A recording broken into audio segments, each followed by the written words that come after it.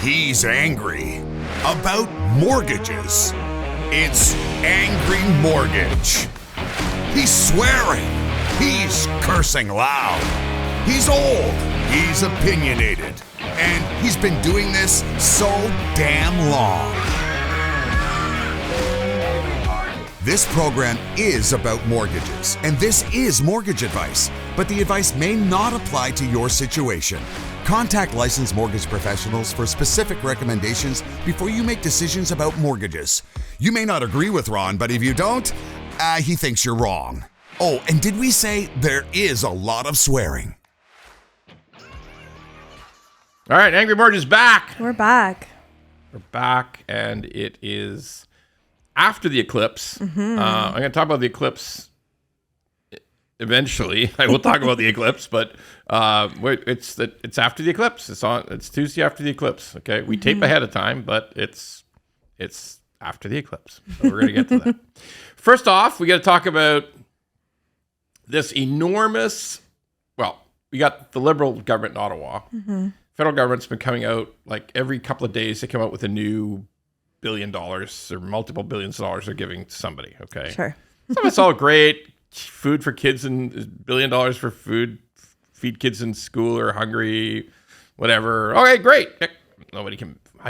How can you be mad at feeding kids, right? Of course, yeah. Although the question becomes who's paying for it. But anyway, that's fine. But you can't be mad at it. It's stupid to be mad at it. Okay. Yeah. But one of the biggest announcements they had was $15 billion in low-cost loans to build more apartments, purpose-built rentals, not condos, not condo buildings, not anything you can buy, okay, but purpose-built rentals. Are they going to be properly sized, or we're talking dog crates in the sky? I that's a great question. Okay, so that is the right question. Here's what I'll guarantee you. There will hardly be any 3-bedroom, 1,000 square foot at all. I guarantee you that, okay? Yeah. I guarantee you that there might be a handful of those at each building. Like there might be 250 suites, but only like 10 might be those, okay? Because at the end, in big cities, it's dog crate every day. Just the way it goes. Bless you. Excuse me, I've never done that in the pod before. Never had the sneezing fit before, but I had it. So the answer is no, not a lot of spacious apartments. Right. It's just not in the cards in big cities. Not in Vancouver, not in, by the way, in Ontario, the premier wants to fight about it too anyway. So I'll get to that in a second. But that is the great question, because if it's all 450 square foot, 500 square foot dog crates, or the majority of it's these tiny, tiny units. Yeah, look, it's a question, right? I mean, what are you building? Like, what are you going to build? And that's often going to be up to the city that it's in and the municipality. But you're right. If you're just building tiny, tiny units, I don't know how much good you're doing to anybody. It's not that much good. But Yeah, especially if they want us to start having kids, then we need the space for it. oh yeah, that's the endless. God, it just gets worse every day. I mean, when you read those statistics, it just gets worse, like month to month. Anyway, so that's the emphasis. That's the government, and look, it's not the worst thing, because we need more professionally run.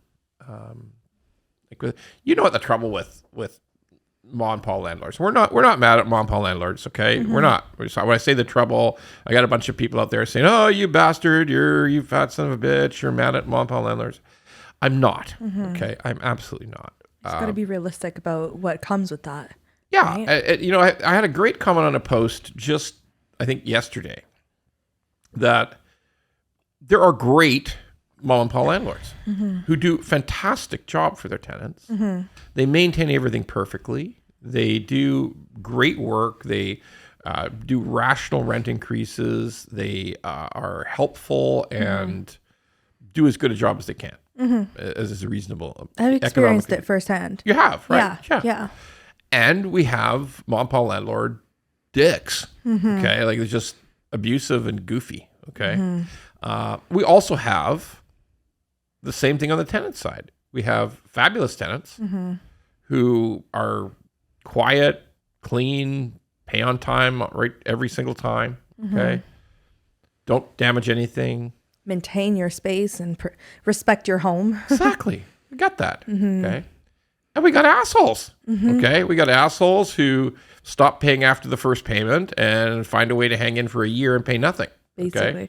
There's actually a Facebook group of like people who are tenants and landlords who will like post people who have bad like history or whatever. It's kind of similar to the open rooms thing, but it's a Facebook group. Gotcha. Where people are like just exposing bad tenants and stuff. So And but it's true. Yeah, it's the reality, right? It's reality. And so we got this difficult scenario but don't get me wrong, sometimes it works out great. And by the way, what you just said is one of the reasons that Airbnb got bigger, but because you didn't have the same kind of concerns about the tenant, right? But unfortunately, Airbnb eventually just turned into legal hotel rooms. Okay, that's all it turned into. Okay, and then people were just purposely doing just Airbnb style units, and then but it was in the same building as somebody who's, living there permanently. Right. And, next door to you is, frat boys come into town for a Leaf game. Okay. Yeah. And you're trying to, have a quiet life. Or put your 2-year-old to bed or something, right? All of it. So it's all of like, it. it is disruptive. So, but to your point, that is a reason why Airbnb kind of flourished. Was landlords said, God, I'm so scared of tenants. And let's face the other side of the coin is true too. Landlords will often displace tenants for reasons that aren't really true. Okay, I mean, sometimes great landlords, but there was another post from somebody who said, "Hey, I'm on my 6th place in 5 years. Holy shit! I've been displaced that often." Okay, That's so sad. It's not easy to just get up and move on a yearly basis. It's hell. It is. Okay, yeah. it's hell. Yes, there are great mom and pop landlords. Let's not take it away. But ultimately, if we had a much, much bigger stock, and hopefully they're not all dog crates, but there probably will be. If we had a much, much bigger stock of professionally operated apartment buildings, which are, and the advantages there is it's a 10-year mortgage or more, right? So that they don't, and they've budgeted the shit out of every maintenance issue because they're REITs, real estate investment trusts, okay? And those are the owners. Now, a lot of people get mad and they say, oh no, fuck these REITs. My mother had a hard time with one and they really did bad. And like, okay, fine. Yes, things can go wrong for Nothing's tenants. perfect. Nothing's perfect. But at the end of the day, one thing a REIT will not do is rent evict you. They will not pretend their family's moving in, okay? I mean, if you pay your rent and go through the normal rent increase process as prescribed by your provincial government, the REIT's not going to do anything. The REIT's just going to say, yeah, you're a peaceful tenant. You pay on time. Stay forever. You're good. Yeah. Basically. So there are some definitive advantages to having like professionally run rental buildings. And that's what, and by the way, another good thing about this program, $15 billion, by the way, there's even more money behind it. There's a huge amount of money within CMHC designed to help give loans to build these apartments. This is just more money to do it, okay? So I don't have any big complaint at all with this attempt to create a lot of professionally operated rental stock. No bitching, no moaning at all. Now, a couple of interesting things though. Why are some of the provinces saying, wait a minute, this is all wrong? Okay, that's a weird one, right? But because provinces should want more housing. Everybody should want more housing, right? But the province, in particular in the Ontario situation, said, okay, but in order to get this money into the province, you're telling us that we have to adopt a Fourplex Rule. It gets complicated, but this about a month ago, Premier Ford said, we're not going to do this. We're not going to just, as a province, because BC has done it. BC has upzoned the whole province. They've said to okay, as of right, everybody can, on a single family property, can have a fourplex or more. Okay. It depends on the situation, but so it came to Ford to say, whether should we do that? Because, that should create more density and create more available places for people to live. And he said, no. He said, no, because we don't want this fourplex stuff on single family lots, because he says that mayors and people who run towns have a better idea of what to do. And he made some long bullshit story about an 8-story eightplex that's going to be like a huge tower in the middle of a single family. It was a bunch of bullshit. But, basically he sided with the mayors. He sided with, you guys decide what you want to do. Because Toronto allows fourplex on a single family lot. They already did that last year. So the federal government says, you promises in order to get this money, you must allow the fourplex thing. Okay? So Forrest is, we don't have Doug Ford's Muppet here to do this, but Doug said, well, folks, we're not going to do that. We are not going to do, we believe that the community can decide. And, so, we're going to have a fight with the feds again. And, Trudeau, I think, is wrong. Okay. So, it actually sounded dumber than that, believe it or not. But that happened. Okay. Yeah. So we got a little bit of a fight going on here. Probably going to get resolved. But, and by the way, some of the other premiers, like the premiers in Saskatchewan and Manitoba, were scratching their heads saying, what? Fourplexes on single family? It's fucking Saskatchewan. We love you, Saskatchewan, but we got lots of room here. Oh yeah, they've got plenty land. Yeah, we got plenty land here. Okay, yeah. We don't need to. You don't need to say we're good. We'd love to build some apartments with your money, get some good cheap loans, but nobody wants this fourplex because we don't need it. Yeah, literally. So, as always, we hit the problem in Canada. We constantly hit the problem of the federal government wanting to direct provincial activities. And maybe, look, here I'll tell you one that I wouldn't mind. I wouldn't mind that if the federal government said, hey, municipalities, you got to quit charging such huge development fees or we won't give you some money. Yeah. But they never say that.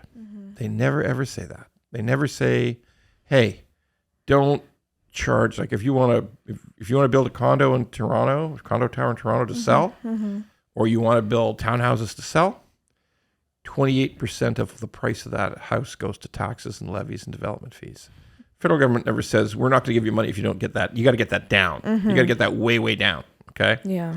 You never hear that because, let's face it, all governments love tax. Yeah. Maybe a bit too much. For sure, too much. For sure. So that's the whole sort of argument that came out with that. But at the end of the day, we have a housing crisis in Canada. Huge one. Huge. And huge one. Huge, painful. Young people are the worst affected. Everybody's affected. I got some good comments from people too. They said, look, it's not just young people. Anybody who gets a divorce. Oh, yeah. Is in the same boat. When you have to split up that house and you got to try to get back in the market, it's a disaster. Yeah. And those people have kids too. Yeah. Okay. And one guy even said, look, it's no screaming hell for old people either. Okay. If we need to downsize, yeah, if we're lucky, we get some good money out of our house. We don't have too big a mortgage, but everything you got to buy is huge. So, in the end, I think that everyone's really hit hard. Everyone is hit who needs to buy. Okay. For the people who are just sitting in a house, don't need to buy, and they bought 15 years ago, I don't think they're too pissed off. I think they love the hanging out at home, and they're like, well, let me just watch my money grow. Watch the value of my house grow. So there's always two solitudes in this country. But so that's one thing. Now, rates. What's going on in mortgage rates? Okay. So this is a bit of a development. You remember I've run, people who listen to the podcast regularly know that I keep talking about someday rates will be lower. Okay. Someday the Bank of Canada will start to reduce. Which reminds me, we got the announcement coming up. The announcement's coming up tomorrow. Wednesday, right? I think it's Wednesday. Pretty sure it's Wednesday. So you should. Are you going to make the announcement first? I could probably make the pre-announcement, but I'm not going to do it today. I got to do it on a special announcement. We're going to do a special video, special YouTube, and we'll have that. We'll have Tiff come and be pissed off again. Announcement. The Tiff puppet will come again, and no, he never does the announcement. I'm the one who does the announcement. Okay. I do the announcements. Okay, but we'll have the Tiff puppet back to join us in being mad about me giving the announcement before the announcement. Okay, but it is coming up, and what's going on right now is, and again, I keep promising it's not linear. Rates will eventually be lower. It might take till the end of this year. Bumpy ride to get there. It's not linear, going to bump around. We're in one of the upward bumps now. So rates have edged up about 15 or 20 basis points. That means that there's a lot that we used to have a bunch of rates in the high fours, like 499, 489, 479. They're more like really high fours, like 499 or 509 or 519. We got a bunch of rates that are back up about 20, 25 basis points. So will it come down again? Yes, it will. Okay. Do I know when it's going to come down again? Not really. Okay. Because there's a lot of factors. Okay. Many. So one of the things we got to think about, though, is that, like, this is why I keep telling people not to take a variable, because it is a gamble, right? I mean, you're gambling that you know when and how much rates will come down. Okay. And yet every single turn we run into the fact that we don't know. We know that someday they'll be lower, but the when and the how much, we don't know, because the United States economy continues to run pretty hot. There's a huge deficit the U.S. government runs. Like huge, like just mind-bendingly fucking massive deficit they run. It's part of the reason their economy is going so good, because they're spending money on infrastructure, they're spending money on roads, and they're spending money on subsidizing electric vehicles. They're subsidizing building huge chip plants, like computer chips, because they want to pull all the chip business away from Taiwan, because maybe someday China invades Taiwan. So you want to build chip plants so you're not victimized by that. Right. Okay? And that's like billions and billions and billions of dollars to build chip plants. And they're helping out with subsidies and loans. So there's a lot of economic activity in the States that's stimulated by government spending and a huge deficit. So here's the thing, and we have run huge deficits in Canada. There's going to be a budget announcement soon, and it's going to not look great. Okay, huge deficits, huge borrowing by the government. And the one thing that does is it means that inflation sticks around a little longer. Yeah. Okay. And because look, you spend shit tons of money that you're borrowing, it pumps money into the system. Yeah. So for sure. The other consideration is that someday you got to pay the interest. Oh, and it just keeps growing. Okay. And sometimes in the States there's something called a bond vigilante. That sounds weird, right? Like a bond vigilante. Like, what the fuck is that? So the name bond vigilante is a term given to bond traders, because at the end of the day, I told 10 times about bonds are basically the basis of all mortgage rates. Bond yields are the basis of all mortgage rates. Yeah. Bond trading is the basis of the yields, selling and buying. And that's about a bunch of people sitting in front of Bloomberg machines in different cities across North America and Europe. And, I guess Japan too, a little bit. But bond vigilante is somebody who thinks that the fiscal, like this deficit spending is getting out of hand, and they force bond yields higher because they believe that if, government's got to pay attention to this batshit crazy spending. Yeah. Okay. That's a bond vigilante. And sometimes they come in to influence things, and sometimes they don't, because, oh, by the way, Bank of Sweden, National Bank of Sweden, like the Swedish central bank, they had to borrow money from their government because they were losing too much. Oh. That happened last week. That's weird. And, it makes you stop and think, well, wait a minute. If that's the central bank of that country and they're losing money and they need money from the government, that's fucking weird. Okay. And because believe it or not, we lose money too in a central bank. Like Tiff. Yeah. Yes, Tiff, I'm going to come after you. And we're going to talk about you losing money too next week. Okay. Or, we're going to talk about it. Actually, yeah, maybe later this week. We're going to talk about it this week. About, you're even losing money, Tiff. What's wrong with you? He will tell me how much he hates me again. So long story short, bond vigilantes, these are bond traders who believe that they don't trust this huge deficit that governments are running. So they want to push bond yields up. Okay. And there's a little bit of that going on too. But at the end of the day, sooner or later, Bank of Canada will reduce rates. Sooner or later. Hopefully sooner. So sooner than later, right? Yeah. Because I'm sure people who are variable right now, they're probably just like, crossing their fingers at every announcement. They are. And the other important fact of Bank of Canada rate cuts is that it means that fixed rates come down as well. So, but right now, rates are up a little bit. But folks, we all got to, and we get a lot of comments on this. Like, you read the comments too. We get a lot of comments on this. We talk about eventually the Bank of Canada cutting rates, eventually the U.S. federal cut rates. We get a lot of comments that, no, you're wrong, you bastard. Okay. So yeah, you've seen people a few. just always want to pick a fight. Yeah. Like someone in the comments said, just settle. Like young people have too much expectations. Just settle. Just settle. I was like, oh, okay. I'm not going to, but sure. Yeah, I got another one of those. Well, they don't know how to save up, those young people today. They don't, they need to save up. They need to quit going to the movies. Like, fuck me. I mean, seriously, you actually get those crazy fucking comments. I mean, yeah, they're always going to Cuba, these young people. They do, yeah, no, they should save up. Yeah, fuck off, dude. Or as my famous quote, fuck you, geezer. Yeah. Okay, like yeah, old bastard. Like, shut up. I mean, it's legitimately harder today. It's just it is. factual.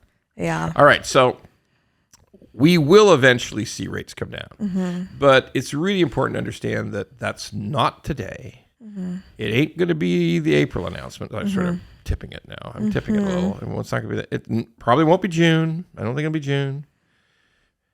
Might be July.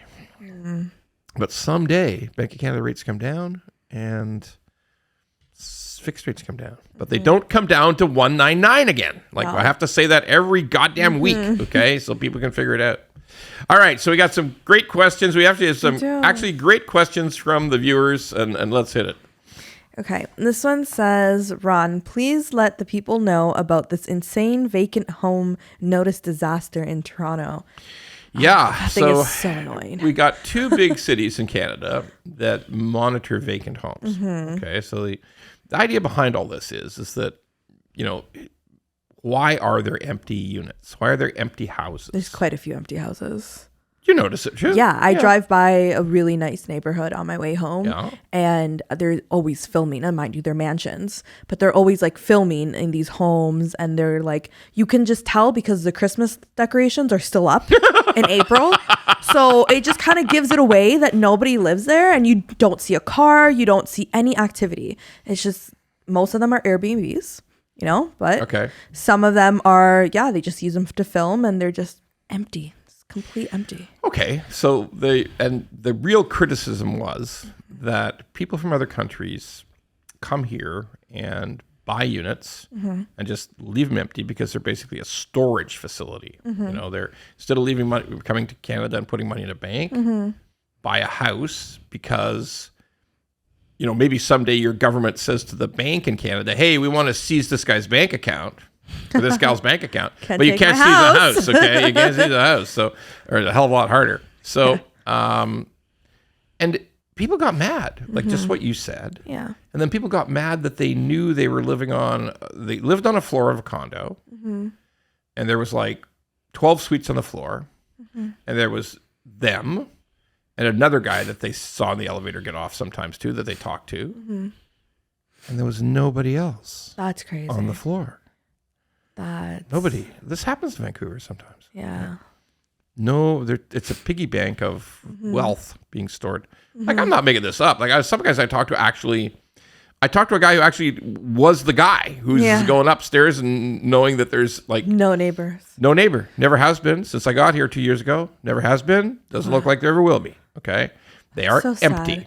That's so sad. Hey, years ago, Will, my younger son, he moved into a renting. He was many years ago. He was renting a penthouse. So he rented the penthouse. When he got there, the blue film was still on the fridge. They'd never moved in. It'd been there for 2 years. They'd never moved in. No way. They had to peel the blue film off the fridge that's brand new. Okay. That's crazy. Never touched for 2 years. Okay. Wow.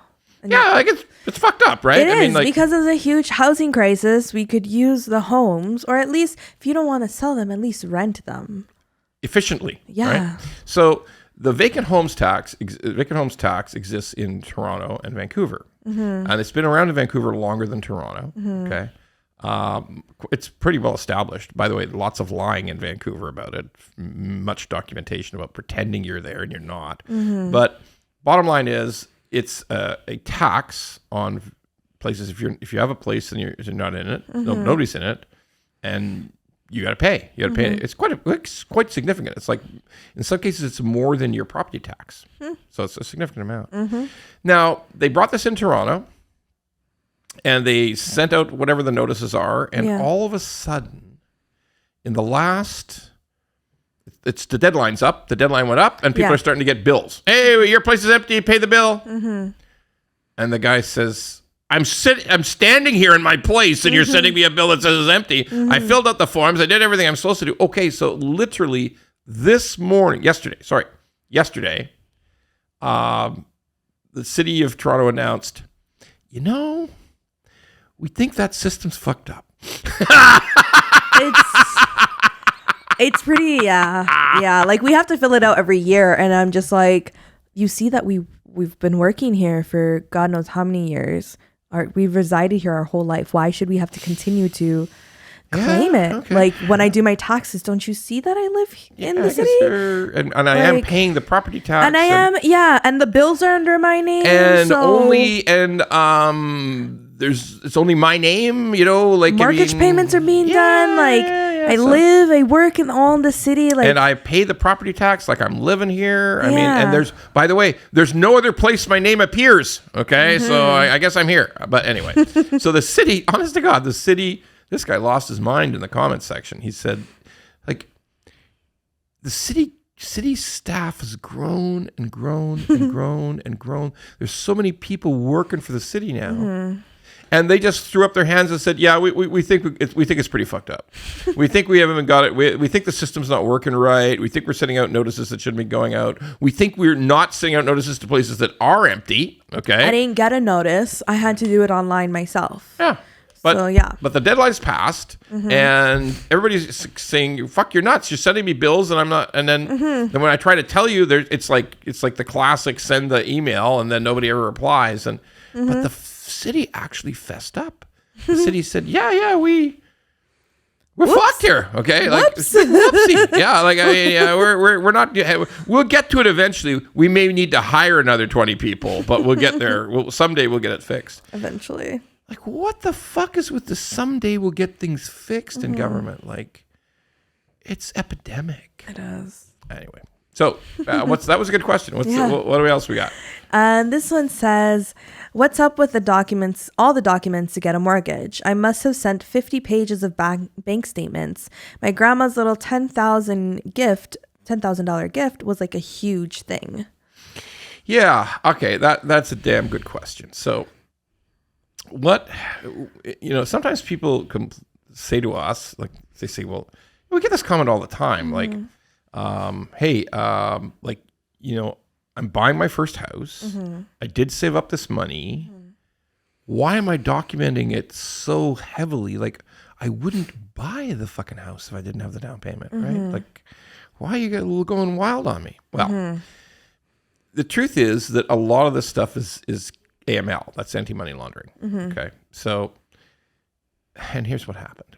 In the last couple of years, the United States, we have big Canadian banks like RBC and BMO and TD operate in the US as well. And the US has complained, particularly about TD and RBC, has complained that they don't feel that their AML is strong enough. Their anti-money laundering is strong enough. Because it's very hard. Like, it's very big in the States, right? Because they went through 9/11. And in 9/11, they discovered that terrorists had just funneled millions and millions of dollars into the States, and nobody paid any attention. So they put together very strong laws about overseas transfer, okay, which obviously has almost nothing to do with mortgages because most mortgages money is in Canada, right? Or it's in the US. But anyway, they were very pissed off about it. They put in very stringent laws, and it's sometimes, and they keep upgrading the laws and keep making it tougher and tougher. They were fined. Some of the RBC and TD were fined about this in the States. And so they're encouraged to keep doing better job of anti-money laundering. But here's the deal. It's not really applies to somebody who's getting a gift from their grandma. Okay, like it's a little $10,000 gift. You can see that it's coming from a BMO account to two, but now we got to get grandma to sign the gift. Well, that part's fair. You've always had to sign a gift letter. But lately you've had to get grandma to give you her bank statement showing it left her account. So Granny has to prove everything too? Well, here's the wild part. Like if Granny had, some cases, if Granny had just transferred 10 grand in from somewhere else, and then she transferred it to her grandson, she's got to prove where the hell the 10 grand just came from too. So she might have to come up with extra bank statements.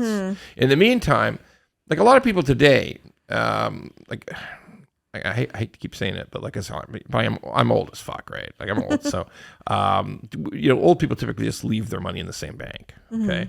But young people are smarter. And even some middle-aged people and even some old people, they chase who has the best GIC rate, right? They just, who's got the free checking, who's got this, who's got that. So they move their money around between financial institutions. Well, if you do that, and we've got to do a 90-day analysis of all your money for down payment, and you've been moving a lot of money around, then it gets bigger and bigger and bigger. Oh, yes. Okay. So yeah, it's a lot, and it just keeps getting bigger, more precise, more questions asked. But at the end of the day, it is anti-money laundering. It's nothing to do with, like, it's not banks making life harder. Banks would love it if it was easier, because that's less labor for them, right? Yeah. So less labor for everybody. Yeah. But the only way to track money laundering is to be meticulous. Right. Okay. But here's the deal.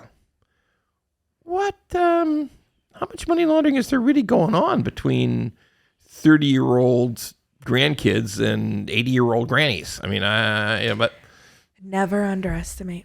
Never underestimate those damn grannies. Yeah, you're right. Yeah, it's not going to be happening. But yeah, there's the answer to your question. The answer to your question is, particularly on the mortgage down payment analysis and gift analysis, it's gotten big. It's gotten big. It's not the government trying to choke off mortgages at all, though, because the truth is, even the real changes in mortgages happened, and there might be one coming up now in 2025 with OSFI. We talked about that before. But the banks are not really, the tightening has happened previous to now. It hasn't happened in the last year. There's been a lot of tightening starting in 2016. Well, 2008 and then 2016 and then 2018. And yes, there's been tightening in underwriting. And that's true. That's just unavoidably true. Okay. But the anti-money laundering stuff that the viewer is asking about, that has just stepped up in the last year. That's really stepped up. So there's a lot of documents before. There's a lot of documents. There's even more documents now analyzing it. And yeah, I get it. Some people are just pissed. It's annoying. A lot of people actually just say, fuck it, I don't want to transfer because it's just too much work. Yes. Right? Yeah. So then they just end up with whatever rate their bank will give them. Yeah, that is true. It is true. The more you introduce an aggravation level to transactions that should be relatively simple, the more people feel aggrieved. 100%. Yeah. They could be right. Although that is a good question. It's a good question. So I've answered that particular aspect of the why. But I think it's important to talk about the whole idea of, is getting a mortgage getting harder? Well, like I said, the really hard parts were the really strictness came in with a stress test and then B20. And so it's something that's been going on really since 2008. It did used to, I'm old. I'm old and I've been in the mortgage business a very long time.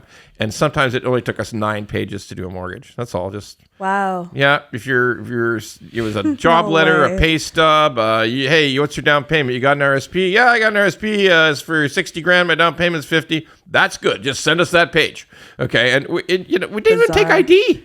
Honest to God, we never even took ID. Back in the day, you never took ID. Lawyers took ID. And then sometimes it was just hardly any ID at all. But yeah, look, I'm serious. Times have changed. There was times when you could get a mortgage done with about 8 or 9 pages back in the day, many years ago. So it does keep getting tighter. It does keep getting more restrictive. Some of the things that we see that are more restrictive and may become more restrictive are approaches to people owning multiple properties, to people who and let's say the stress test is not going away. Stress test is not going away, and it will It will continue to stand in people's way. So will mortgages, and you know what maybe the biggest problem is? The housing prices? The price of the houses is not radical. It's come down. Sure, it's not the super duper unbelievable high it was at the end of 2021, beginning of 22. It's come down a bit, but it didn't fall 35%. Yeah. Okay. It fell about, in some cases, about 20%. In some places, hardly at all. Okay. I don't think the price of houses is not falling in Calgary. That's for goddamn sure. Yeah. Okay.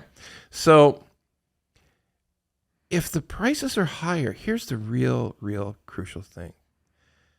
Are wages going up really quick?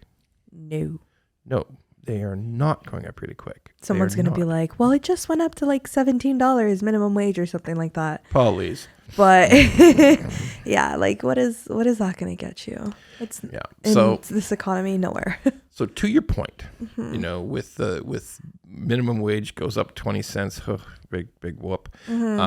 But to your point, there's not that difficulty in getting a mortgage, which stems from very high prices, very big mortgages, hard to save, high rents, making it harder to save. And then you've got, these are stress test bank restrictions. So here's what I can tell you that is the sign to me that mortgages are hard to get and might be getting harder.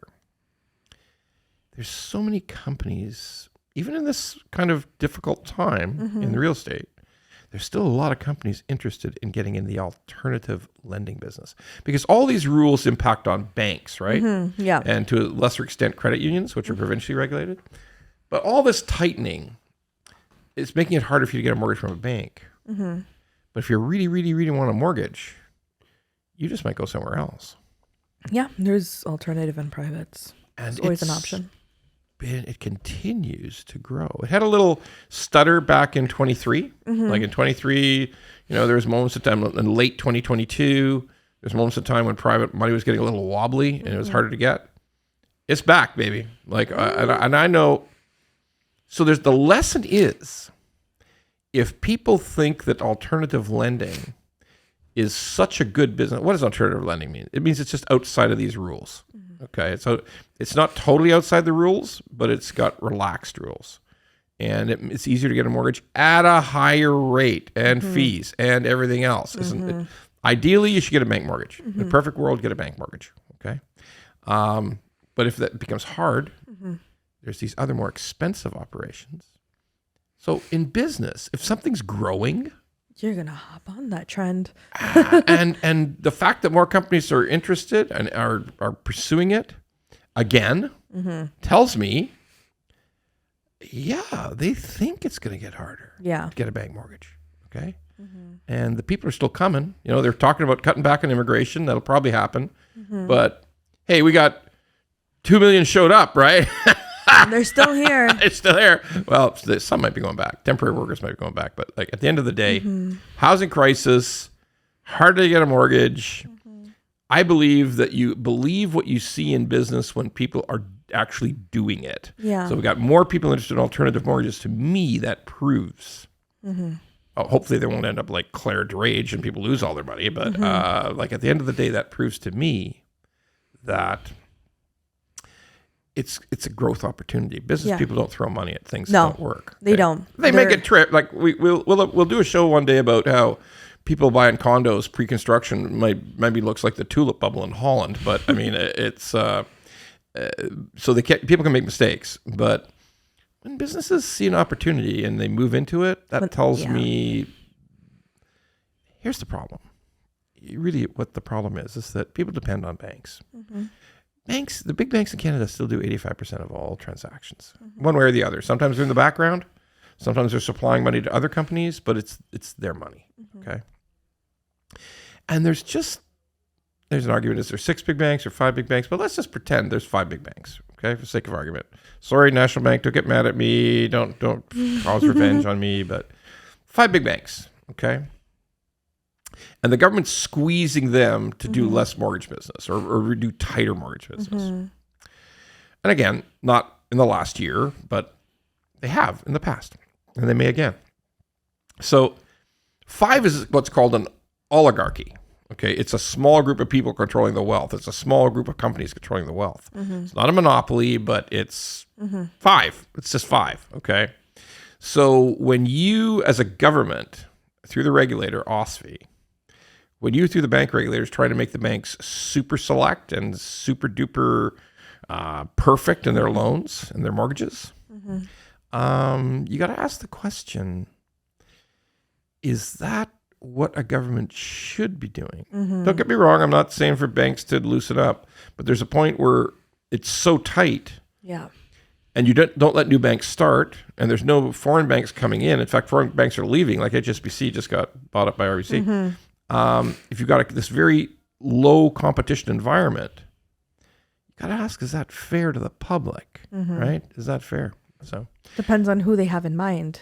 Well, if it's really hard to get a mortgage to push you to use an alternative lender, I wonder how fair that is. Yeah. I mean, like, if you really, under certain rational, like in the States, you could have got a mortgage from a big bank, but not in Canada because of extra rules. Okay. Is the States crazy and Canada's the only smart one? Now, we're going to get comments that say, oh yeah, in 2008, States went crazy. Okay. Agreed. Not for the reasons you might think, but agreed. But that was a long fucking time ago now. Okay. Yeah, very long time ago. And, we can't dine out on that forever and say Canadian banks have to be super strict, because if there's only 5 of them, how right is that? Yeah. How there's a balance. We got to set a balance. We need to adapt to these new times. Which brings us to our favorite part of the program. My favorite, anyway. Maybe it's the public. I don't know if it's the listeners' part, the viewers' part, but it's my favorite anyway. Everyone's favorite. What the actual fuck? Yeah, this one really got to me. What the actual fuck with that eclipse that just happened? Okay? Like, what the fuck? A whole PA day. Yeah, like there's schools let out. Okay, like, and a couple of towns declared states of fucking emergency because everyone was going to drive down to Niagara. Whoa! Look, like, this makes me so mad. Okay, like.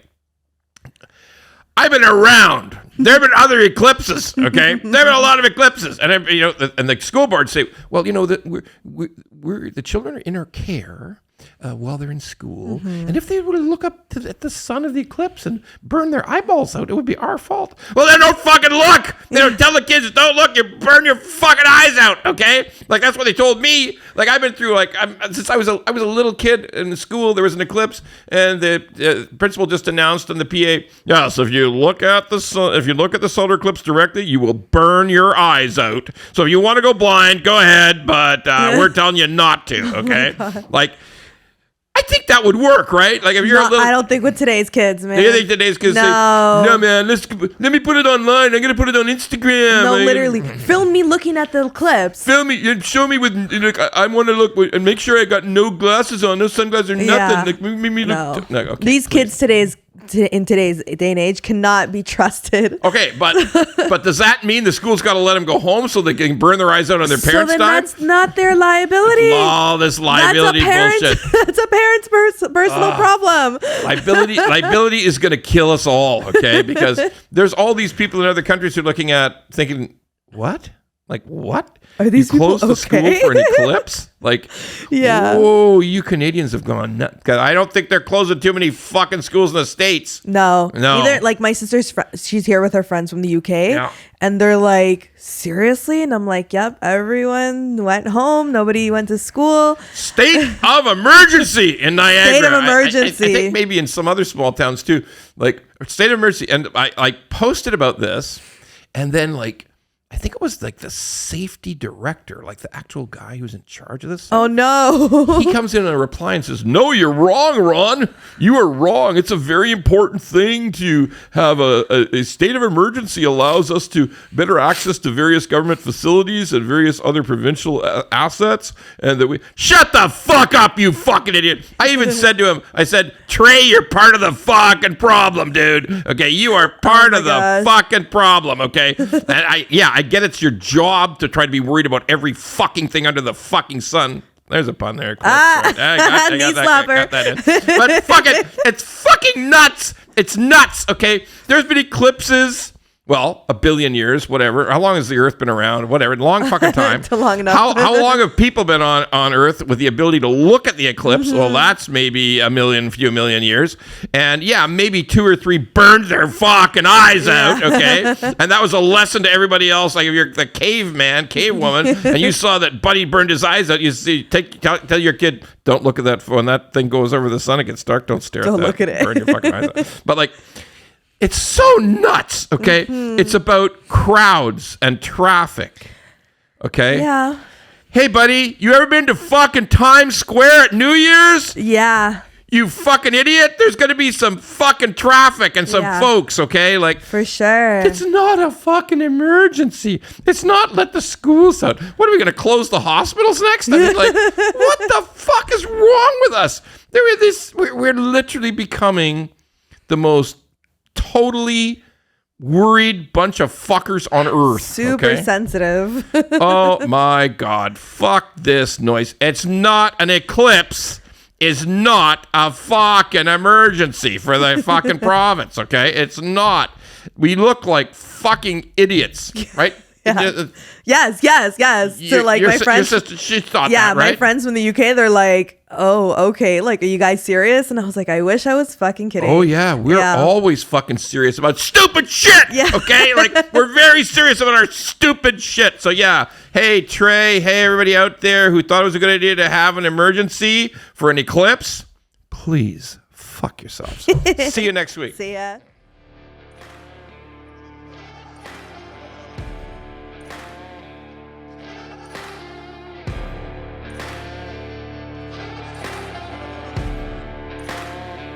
If you like the pod, well, don't just sit there. Go to YouTube, Apple, Spotify, and all the other ones and like the pod. And don't forget to subscribe so we can keep being angry at mortgages and swearing about mortgages. Angry Mortgage could use your support.